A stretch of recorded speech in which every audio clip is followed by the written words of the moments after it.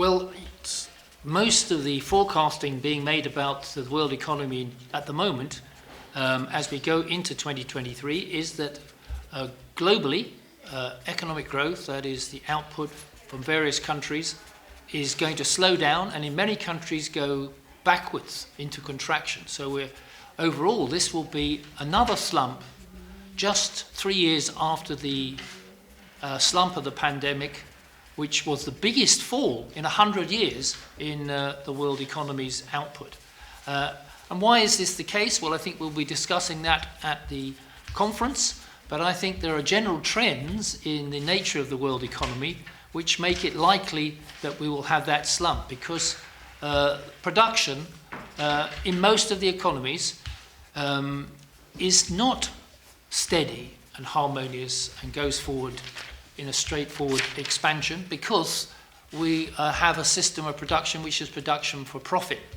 And if profitability starts to decline and the costs of borrowing to finance investment starts to rise, if those two things come together, then you get a slump in our economies, the capitalist economies, both in investment and production. And that seems to be the trend that we're likely to get next year.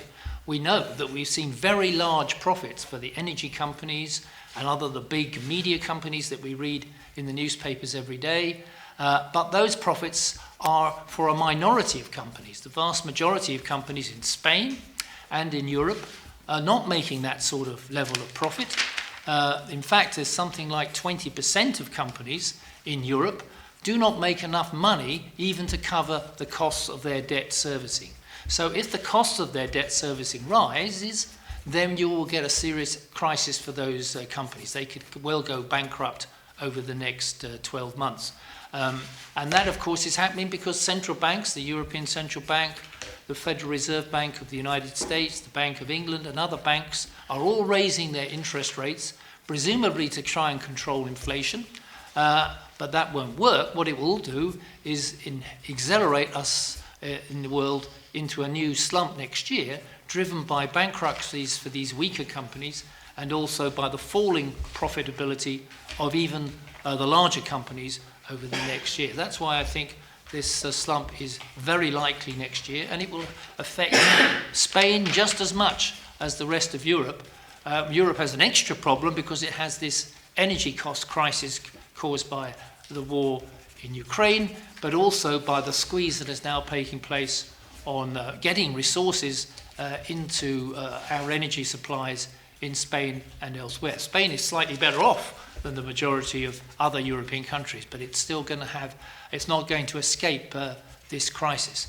I'd say finally that what it tells me is that the labour movement cannot afford to be conciliatory in this situation, because it will damage the position of working people's households and families across the board.